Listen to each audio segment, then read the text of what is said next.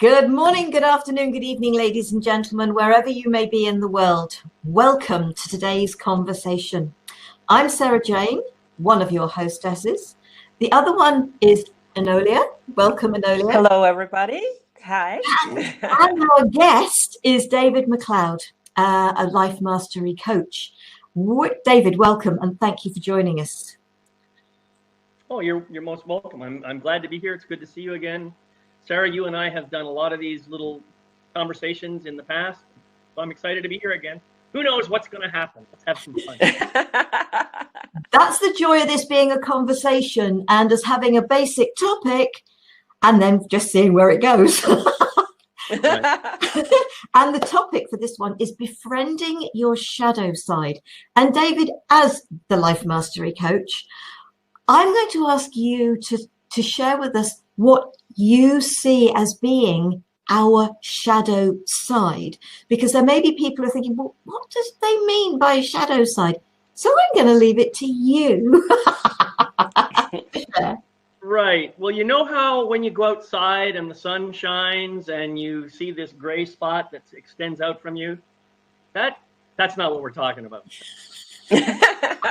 Although that is a fun shadow, and you probably heard the story of Peter Pan, who lost his shadow and tried to reconnect with it and all that kind of stuff.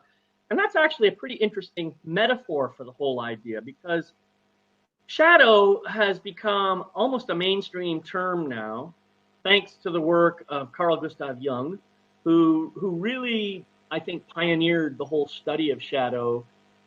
My goodness, late 1800s, early 1900s, in that time frame. And his idea was that anything that resides in the unconscious, and that's what he called it, in the unconscious part of our psyche, is effectively shadow.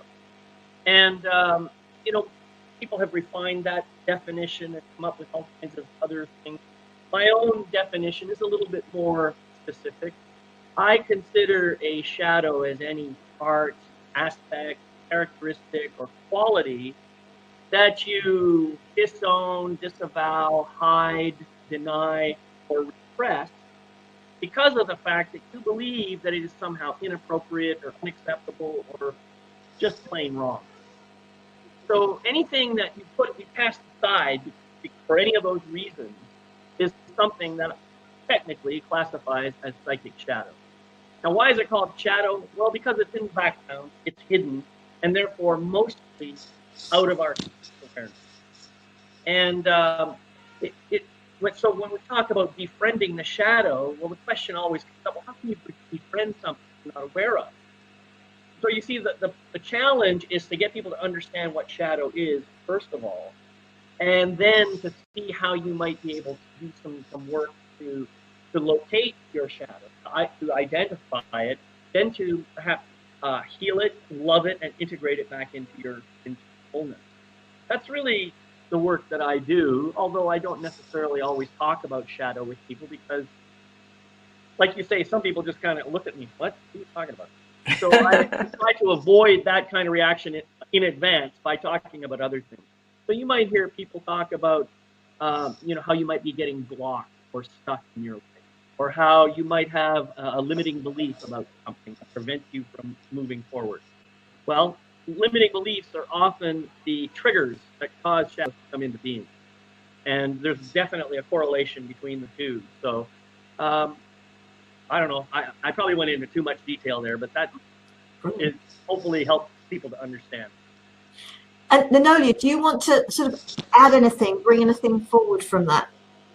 No, he's right on point. And what I would add is that, a lot of times people see the shadow side when they look in the mirror and they don't like what they see.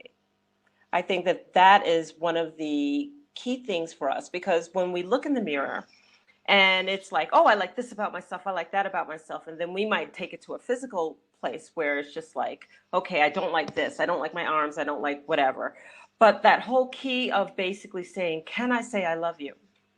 Can I look at the totality of who I am, say I love you, and love what I see? Can I not only love what I see, but understand that I'm worthy to be here?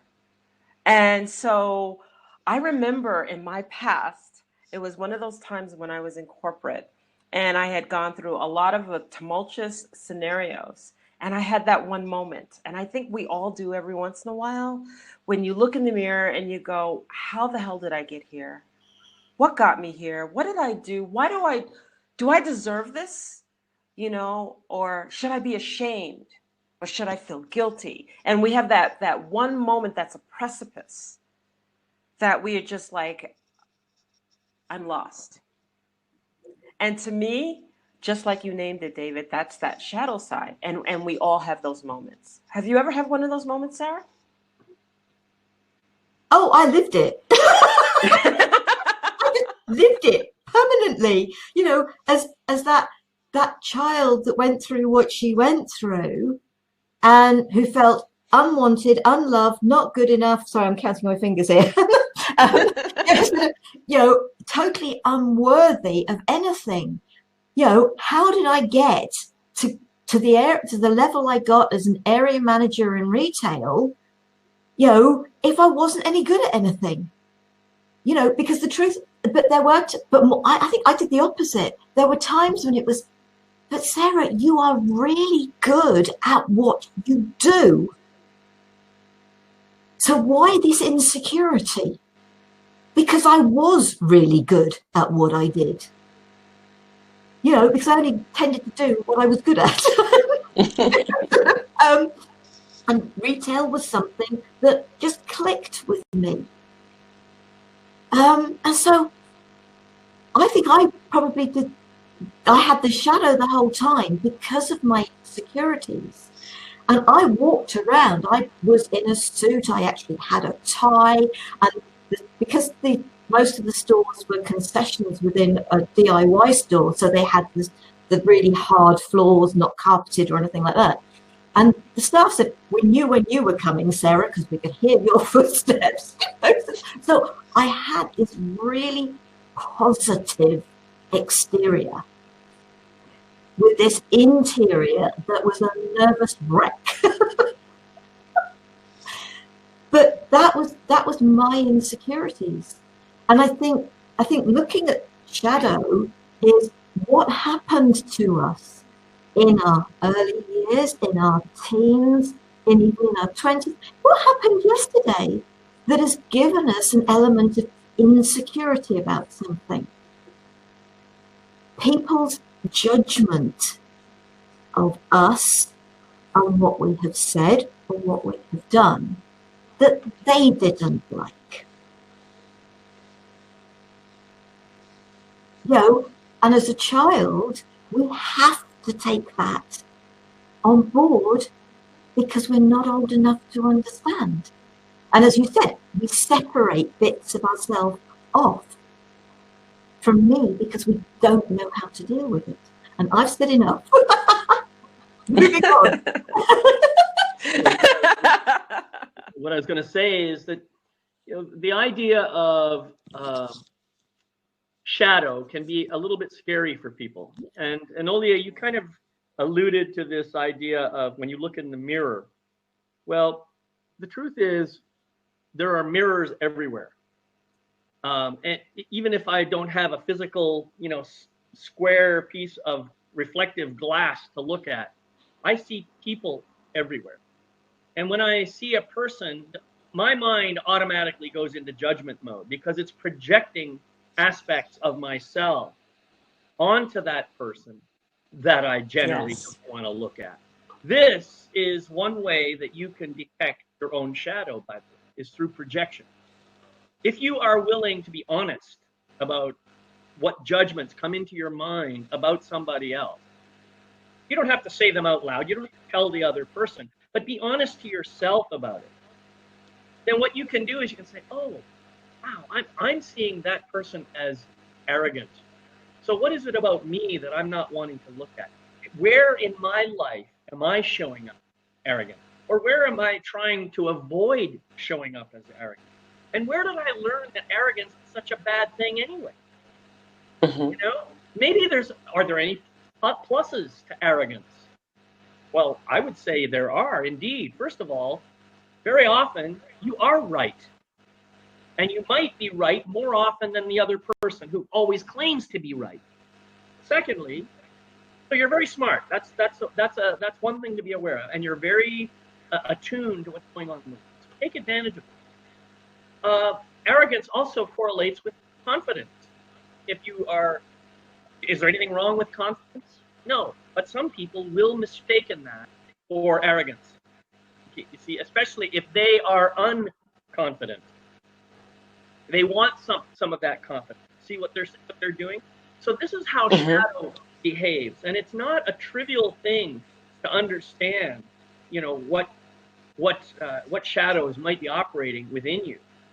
I tell people it's very much like trying to track down subatomic particles.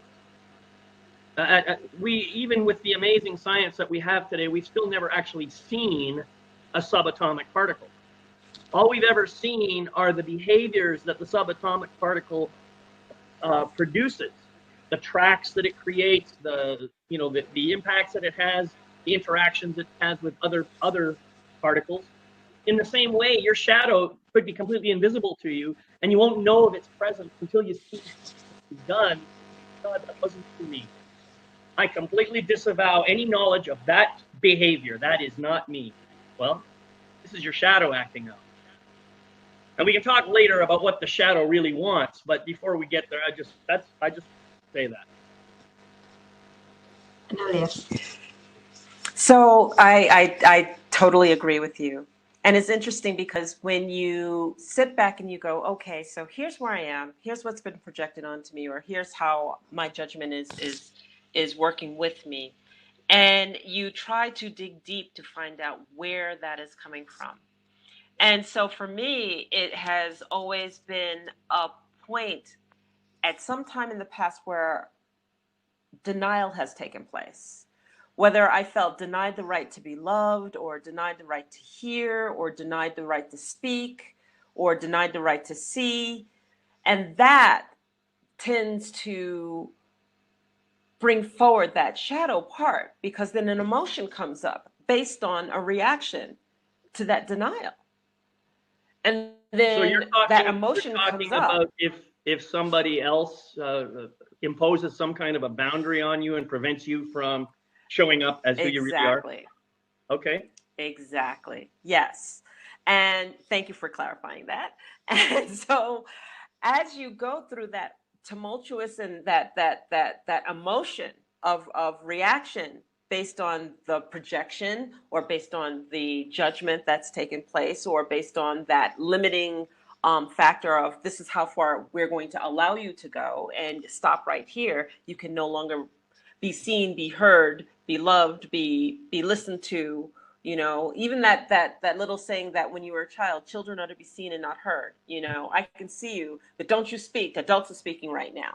You know, that has an impact. And we also, and I love to go back to Sarah with this, we have that child within us. So that child's been impacted. You know, the little girl within has been impacted. So let's take denied the right to speak. You know, children are to be seen and not heard.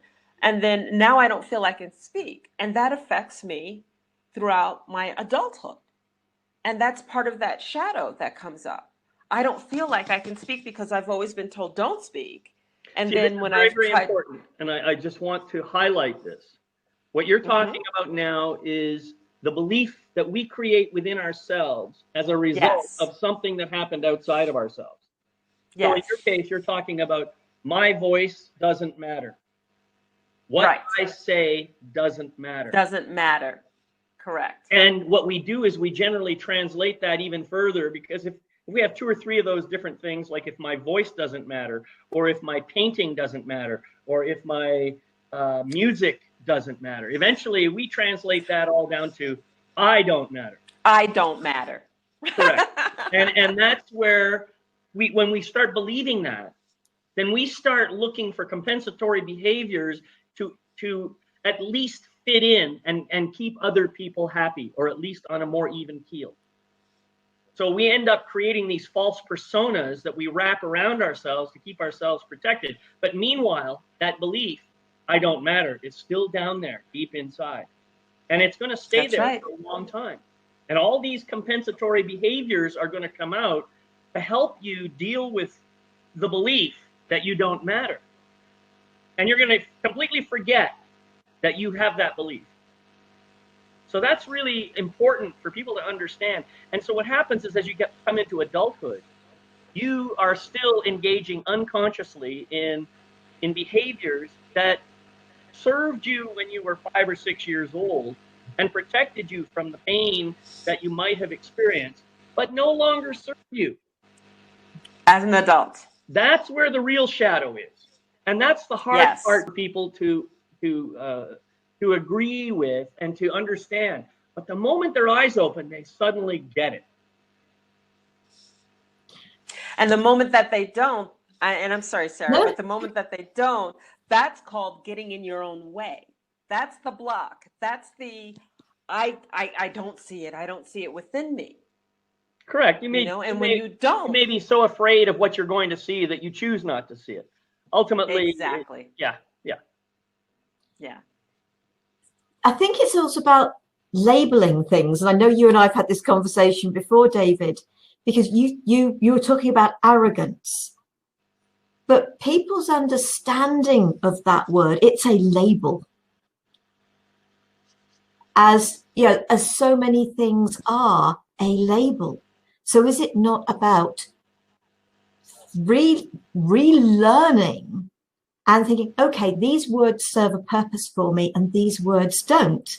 So when we can say, okay, does that word serve any purpose for me? It doesn't matter what other people think. It's about how I feel.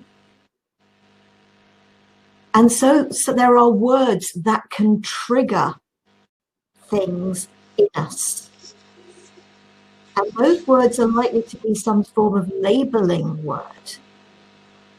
But things that we aren't. It's somebody else's perspective. And we were talking about perspective before. Talking about somebody else's perspective from what they've had going on in their lives of us, something they've witnessed from us. But because as a child, we had to listen to other people because we've had to learn.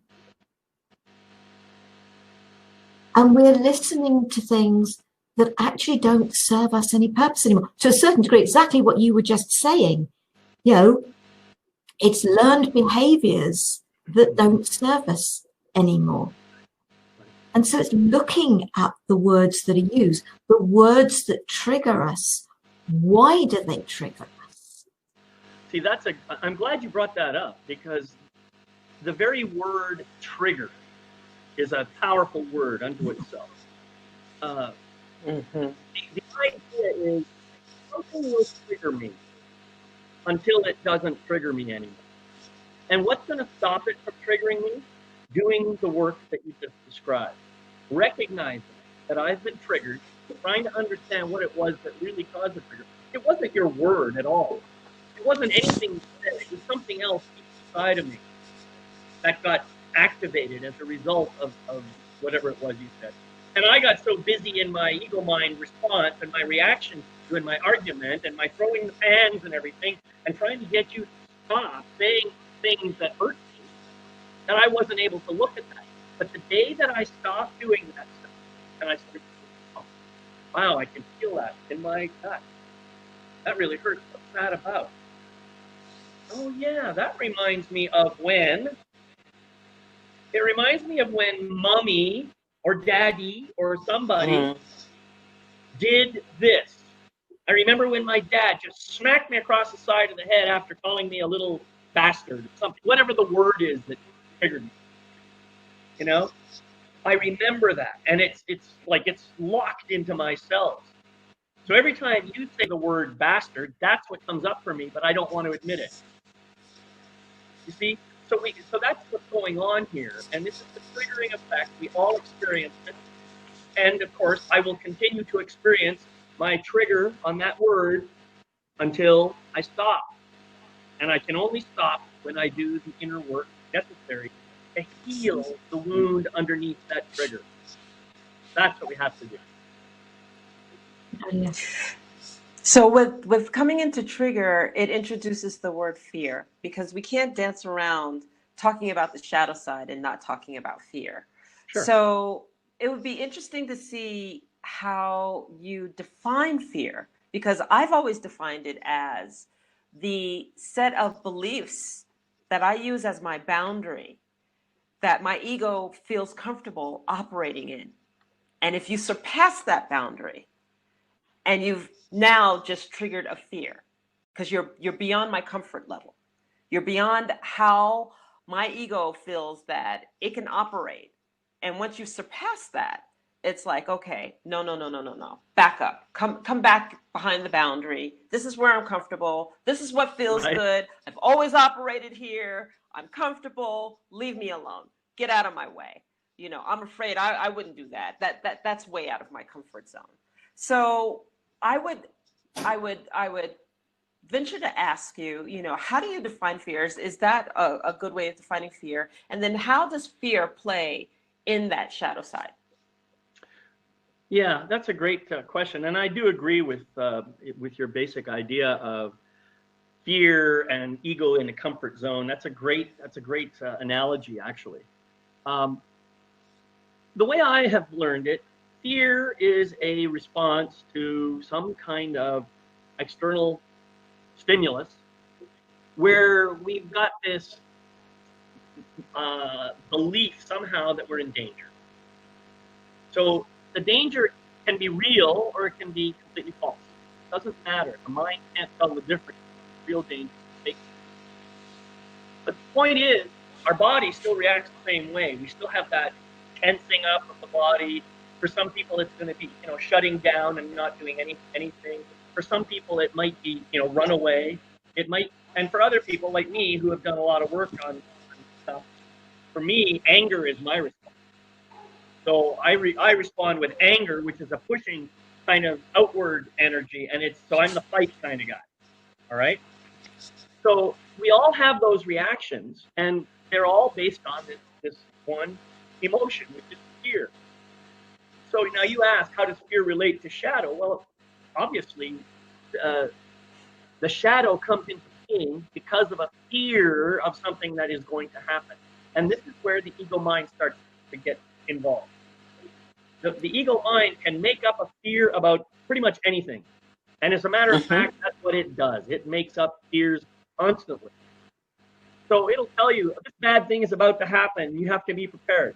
Of course, there's about a 99.9999999% chance that is not going to happen, but that doesn't matter.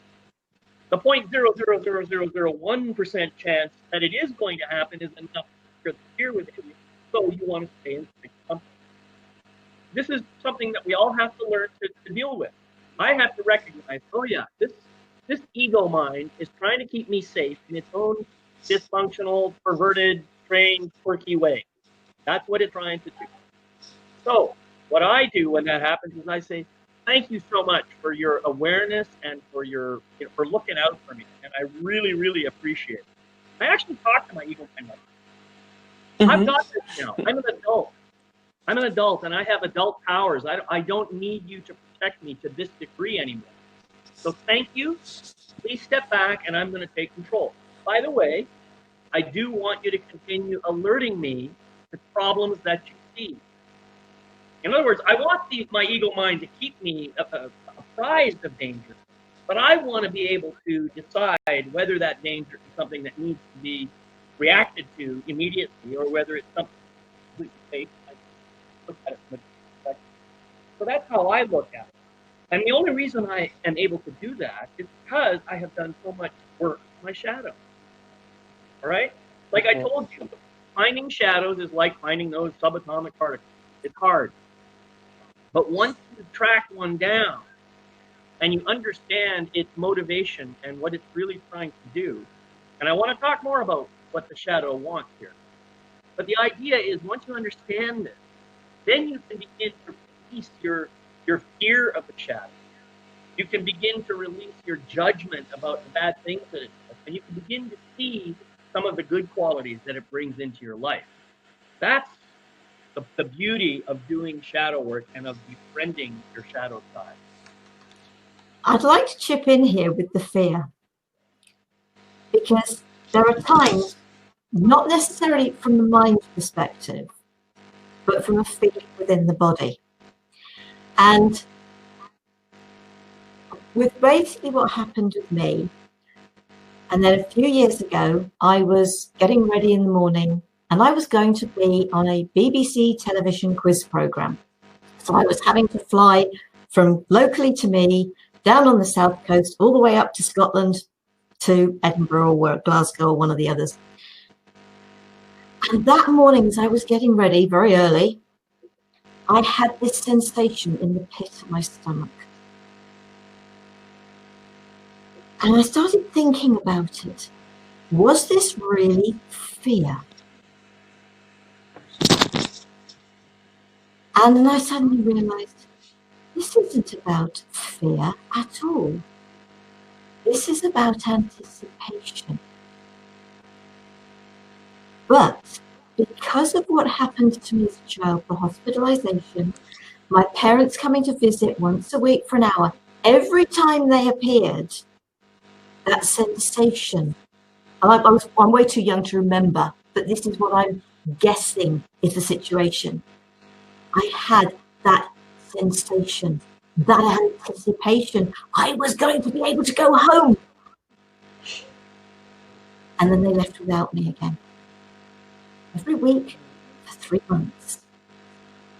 So the mind turns that sensation into a fear sensation, rather than the beautiful anticipation sensation. So every time I felt that, like all the years of growing up, etc., and well into adulthood, every time I felt that, it felt like a fear. Okay, what's going to happen? What's, etc., etc. So again, it's looking at things and realizing, and I felt that program gave me a massive gift, because my mind, and actually it was my mind, that was able to make sense of something because of my awareness of what happened in my early childhood. And so we can do that. But fear isn't always fear. Well, that's a really good point. And I'm glad you brought that up. I mean, I think I agree with you in principle. But I also think that as I was listening to you speak, I am imagining that there was actually a mixture of emotions there. For one thing, you had I've experienced this myself. I go on a roller coaster or something like that. There's this anticipation, excitement, whatever you want to call it. It's a combination of emotions for me. There's the emotion of joy, of that really excitement of being free and doing this crazy thing. But there's fear mixed in there. Like, oh my God, what if this thing goes off the rails? What if, so there's fear that is mixed in. So I would venture to say that there's a good chance you had a mixture of emotions, but the predominant one was the excitement of seeing your mom and dad and saying, man, I'm going to get to go home. I get that. I totally get it. But yeah, don't discount the other part as not being fear. There may have been real fear there. It's possible that there was just a mixture. The one was overpowering the other at the start. So, I mean, I think more often than not, we don't feel emotions in their pure form. We're always feeling some combination of emotions. And, fear can rise and fall. It's like its own little wave. And same thing with anger, same thing with sadness, same thing with joy. It's all a rise and fall at levels. So it's a thing to aware of. The other thing I would say is that a lot of people misinterpret what they're thinking or what they're feeling. So they talk about, I feel like, or I feel as if. Well, you're not really feeling then. If you're talking like that, you're actually thinking, and you're thinking about yourself.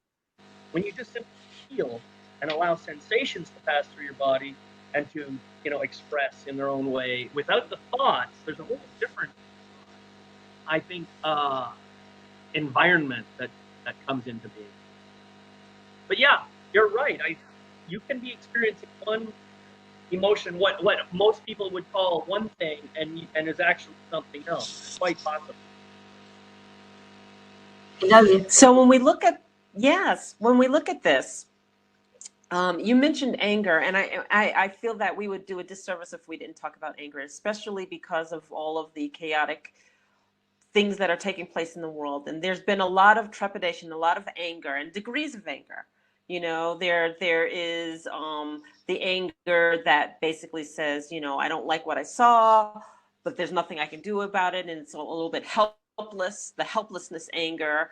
But again, that's building in your body. And then there's the anger where you're angry with someone and it interrupts the relationship and you hold grudges and you have it in your body, and every time you see that person, you don't want to speak with them, you don't want to deal with them, you know, and you decide that you're just going to hold on to this anger for whatever longevity period. That's just absolutely ridiculous because life's too short to hold anger. And then you have the rage. The rage is that you are so angry and so disgusted. And I even think that rage is such a harsh energy on the body that you physically, after even 10, 15, 20 minutes of rage, you're exhausted from it because it drains you can laugh everything. That long? Wow.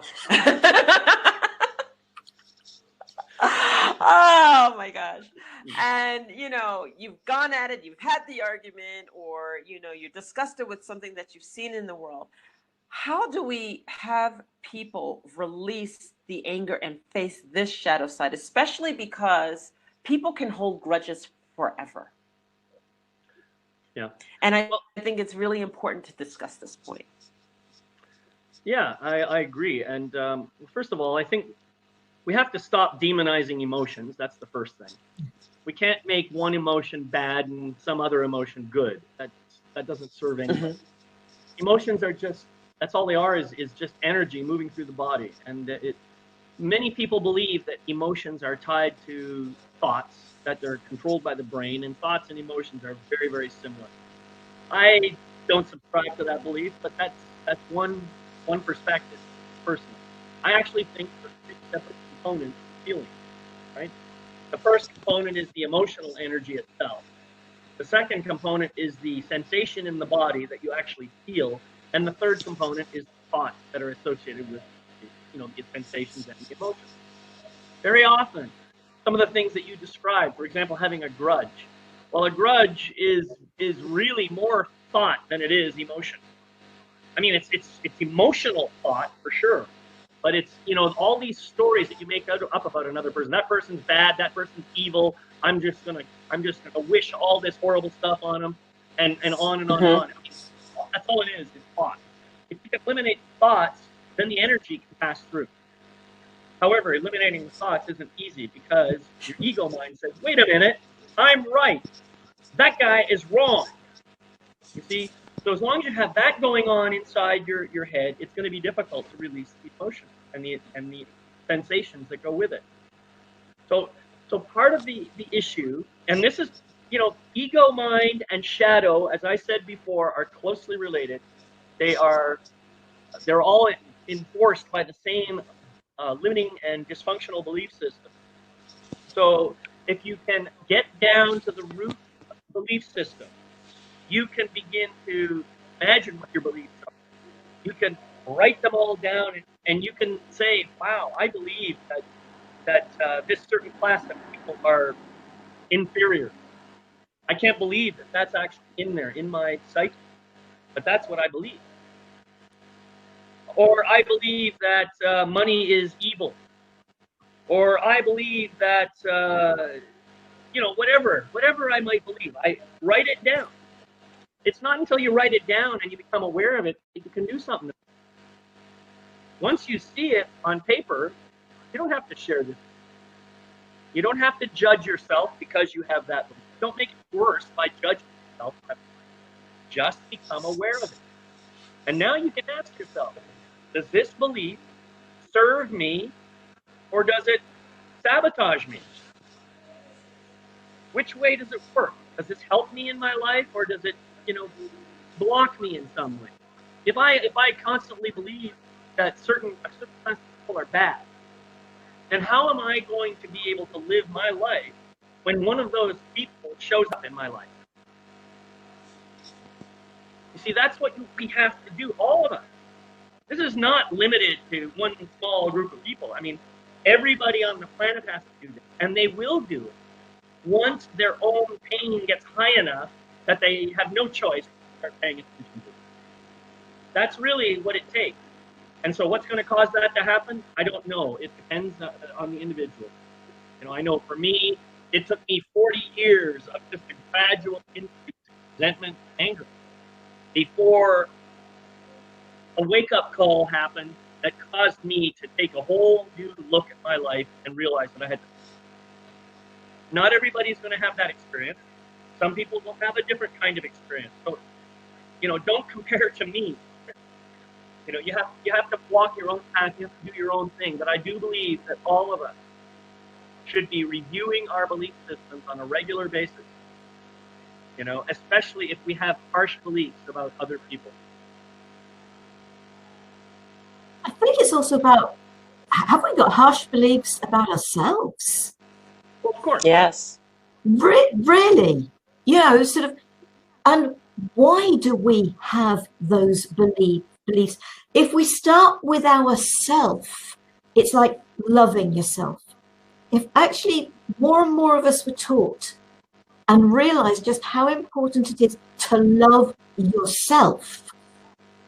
And if you want to use the word flaws and all, I object to that, because we are perfect. We're born perfect. Okay, there's been rearrangement because of the things we've listened to from other people. We can get back to that perfect that we were born. But love yourself. That's so important. When you truly love yourself, you will bring more of that energy to everyone. So if you have doubts about anything about yourself, and if something triggers, what is it? And we gone back to that word trigger again. What is it? And I've done this. Something's sort of triggered in me. And it was just like, okay, fine, I'm going for a walk. And we have to find our own way. And the more work we've done, I call it inner child, shadow work, whatever you want to call it. I go for a walk and it's just like, okay, listen to myself. Come on, mind. Let a scenario. What was it? What can it hark back to? And it can make so much difference. And you suddenly realize, oh boy, maybe I'm not actually out of order, but maybe I am. So I think that I like what you're saying, and I agree with you. And some people are going to resist that right off the bat, because they have a belief that loving myself before I love other people is bad. I cannot do it. It's illegal. It's a violation of God's law. That is the stuff that people are taught at a young age. So, yes, you and I know that it's important for them to learn to love them. But the way I work at it is I check the person. You know, are they even able to go there? If they're not able to go there, then I start working on the outside stuff. Peel away the stuff underneath until they got nothing left but themselves. Now you can love them. But they have to understand, and this is why shadow work is so important. You know, many people believe it's not okay to love myself first. It's not okay for me to put my own needs, you know, on the priority list. Even though Jesus said, love your neighbor as yourself. Yourself. People still believe that means you got to love everybody else first. And we're taught that. So keep that in mind. Yes, and 100 times yes, love yourself. However, if you have difficulty doing that, let's start by figuring out why you have so much challenge with your existing belief systems, with all your shadows that are acting out, that are causing all this pain in the world. Let's figure out how to stop that. Then, when you see things differently, loving yourself is going to become easy. So good for you, Sarah, for doing that and for encouraging everybody else.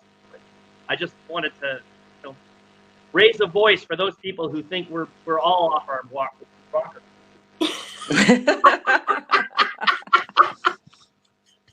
And I've run into a few, believe me. I really don't doubt it, because, depending, I was raised a Catholic, and you definitely were not brought up to love yourself. You were not, and as a woman as well, you weren't, and especially born when I was born, you weren't brought up to consider yourself. As a child, you had to put everybody else first. As you got slightly older, then suddenly you're meant to become a wife and a mother, and therefore you're meant to put everybody else first then as well. In front of you. So yes. Do you ever get a chance to say, actually, do you know what? It's all right for me to recharge my batteries, to take some time for me, to consider me, and for me to say no. Sit the family down and say, you know what? This is about equal status. Yeah. My time is just as valuable as the rest of your times, So how are we going to work this out together? Instead of me playing the martyr role, saying, okay, well, mine has to come second because everybody else is important to me. Second? And that's important. Yeah. Well, second in my family. Last in mine. I actually had that sit down. There was a time where, between the kids and dropping off and picking up and the husband and everything else, is just like, where do I fit? And there are many people who are in relationship and they go, what happened to me in the midst of all of this? And right. You literally have to put yourself of value, equal status with everybody else, and that what you need to do is just as important as everyone else. So let's balance this together and have an open discussion about how we're going to balance it together. Those moments are imperative. But it's also important for men. Because, okay, from the generation that I was raised in, the man went out to work to earn the money so that there was the money to be able to live. So it's not just about the women perspective here. It's about the whole perspective. Right. And this is a very important thing. I mean, this is nothing about gender. It's nothing about race or any of that other stuff. It's just about people trying to make their way in the world. That's what it is. If you look, I mean, even it doesn't matter what society you look in. Every society has a kind of a hierarchy, whether they like to admit or not. The kids are at the lowest end, and the kids are supposed to be taught by the adults, correct? And the adults, of course, often teach the kids what they themselves know, including all of their dysfunctional limiting beliefs. That goes on everywhere on our planet. Everywhere. There is no place on our planet that doesn't happen. Therefore, every single person on this planet is being indoctrinated with dysfunctional beliefs right from the moment of their birth. Now, I'm not going to make this is not to make any parents wrong. It's not to make anybody wrong. And this is just what happens. All right. So part of our collective journey, part of our journey as individuals, is to go through this indoctrination process, maybe lose ourselves a little bit in the process, and then go through the other part of Hero's journey where we come back to the truth of who we are. And that is really ultimately the only purpose that we all have, is to come back to the truth of who we really are. Right? And we're all going to encounter shadows. And I said before I wanted to bring this up. I want to do it now before we shut down. But what do the shadows want? What do these shadow parts of ourselves actually want? And this is something that I have learned as a result of doing many, many different processes with many different people. And I have this part of my process is actually interviewing the shadow. So I do these, it's kind of like voice dialogue stuff, where I get the shadow to speak for itself, the shadow to tell me what it's trying to accomplish. And it might be saying something, well, David is always doing this. I need to keep him in line. I need to protect him. I need to make sure that he's, And so we had this conversation, and I'll take it down right. And when David does what you ask him to do, what do you get for yourself that you really want?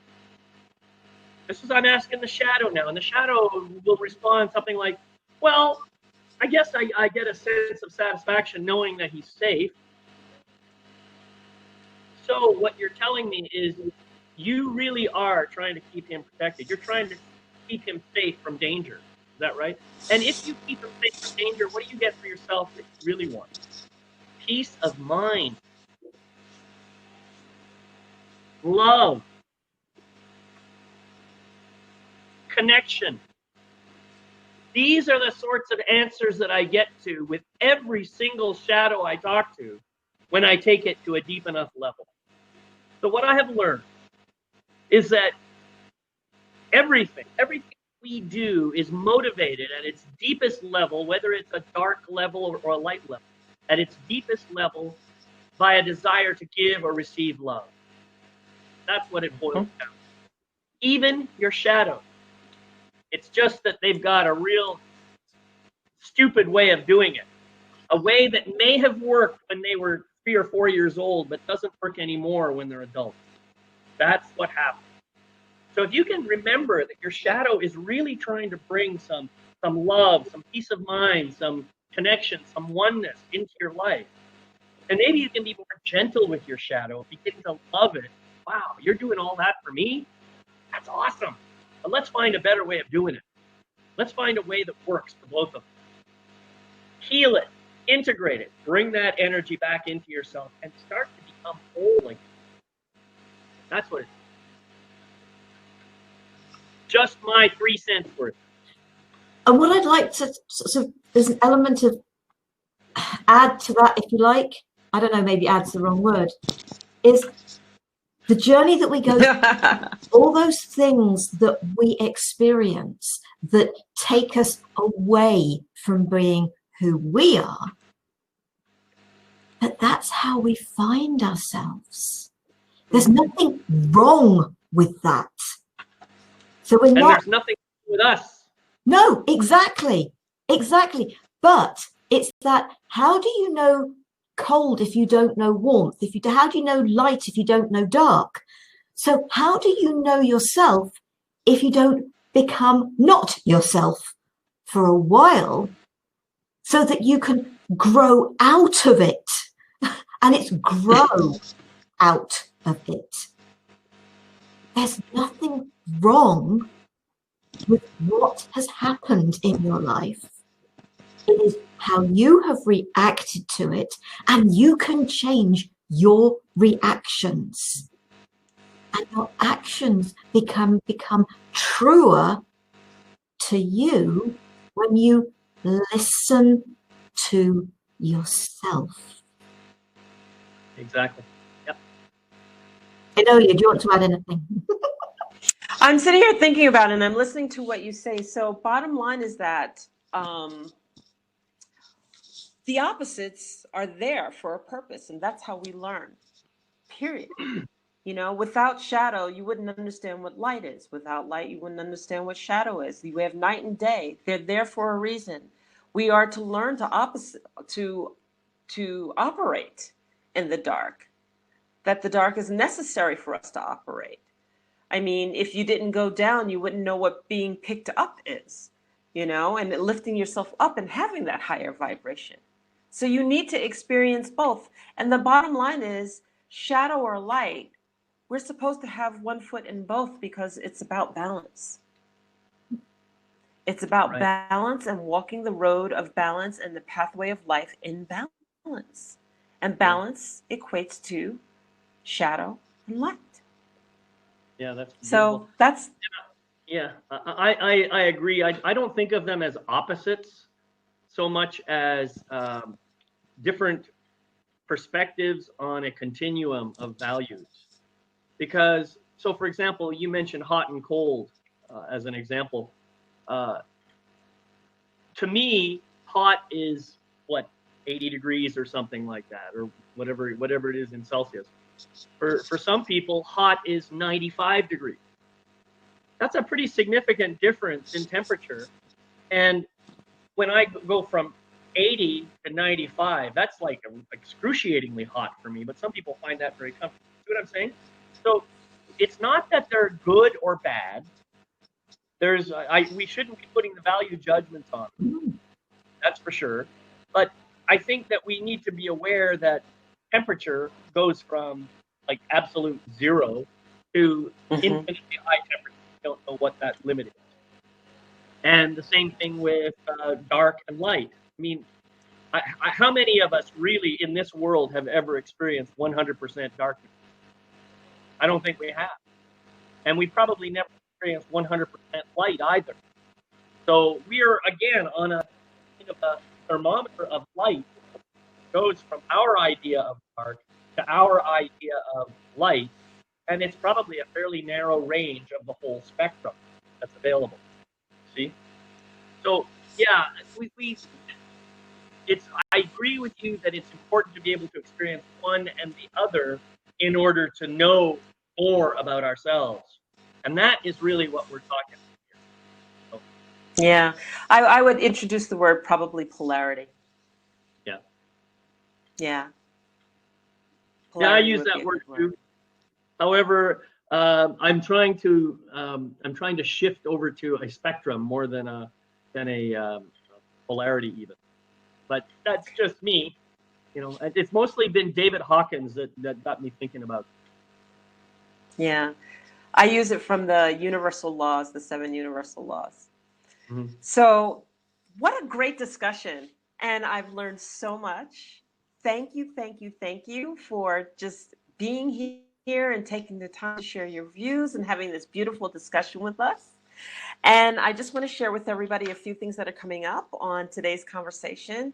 So on January 30th, we're going to have a meditation, and I'm excited to be leading that meditation here. And it's 9 a.m. PST, 12 p.m. EST, and 5 p.m. UK GMT. No, so no, Enolia. No? The 30th is the Wednesday, and it's on Gift of Healing TV. Oh, it's Gift of Healing TV. So it's 7:30. I got it. It's Wednesday. It's a full moon meditation. I love it, David. 7:30 You have GMT. such a busy schedule. What can I say? And that would make it 2:30 EST and 11:30 PST. Yeah. Okay. I got the times reversed because on January 8th, Sarah and I will be co-hosting together, and we will not have a guest. And it'll be the two of us talking about open to who you are. That's correct? Yeah. And do you want to do the time, Sarah? That's Friday, and that is 12 p.m. EST. Okay. So, yeah, 5 p.m. GMT. So yes, and 9 a.m. PST. Yeah. Okay, we got it. Time zone differences here. But we're excited to have everyone. So if you have the opportunity, again, that's January 30th for the meditation. And you can go to Gift of Healing TV and see the time, just in case we confused you. And then we have January 8th, Open to Who You Are with Sarah and myself. So, David, thank you so much again for being with us. And do you want to share a little bit about how people can connect with you? Yeah. So in case you didn't catch, my name is David McLeod. I am your life mastery coach. I'm also a shadow shaman and a magnificence mentor. Those are 3 of the things that I like to do. You can find me on yourlifemasterycoach.com. It's one word, yourlifemasterycoach.com. And I'd love to connect with you. David's bio is on the Today's Conversation page on Gift of Healing TV, giftofhealingtv.com. So please feel free, go and check out David's bio, and actually Enolia's and mine as well. So as well. And David's also on enolia.live. I like to share all of our guest hosts, their bio and their information on my website. So you're there. And as well as this episode will be there too, as well as on the Today's Conversation at Gift of Healing TV. Great. So with that said, this has been another episode. And I would just like to say aho, Sara Jane. Namaste, folks. Take care. Stay well. Be safe. David, thank you so much for joining us. And I'm sure we will have you back at some stage. All right, Yes. well, thank you. Love, light, and blessings on your journey. Love, peace, and light, folks. Namaste. Bye-bye. Bye-bye.